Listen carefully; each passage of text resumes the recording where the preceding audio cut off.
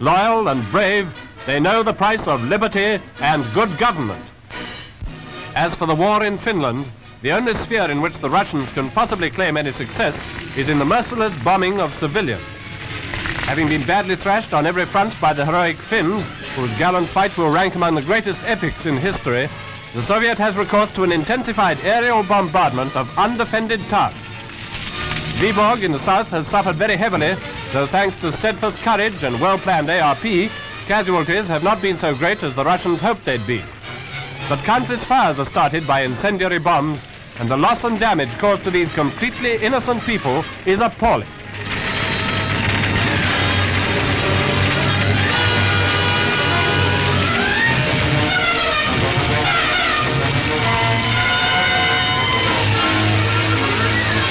The Finns make good use of the few planes they possess, both in bringing down Russian bombers and in dropping leaflets and other things from their own machines. Finnish planes bear the swastika, but it differs from the Nazi sign, actually and metaphorically, in the fact that it is upright rather than crooked. An observer corps formed by women is playing an important role in Finland's heroic and brilliant defense.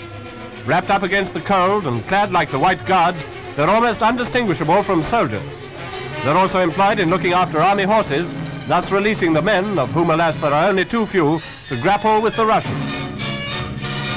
The Finns, as we've already learnt, are up to every trick and are continually outwitting their enemies. Here's a device for climbing, which you've probably never seen before. On land, despite the overwhelming odds against them, the Finns continue to gain the mastery. Submachine guns are included among their weapons, and no matter what he fires, the Finnish soldier is a fine marksman. But what about the Russian tanks? Year after year, they have shown their pace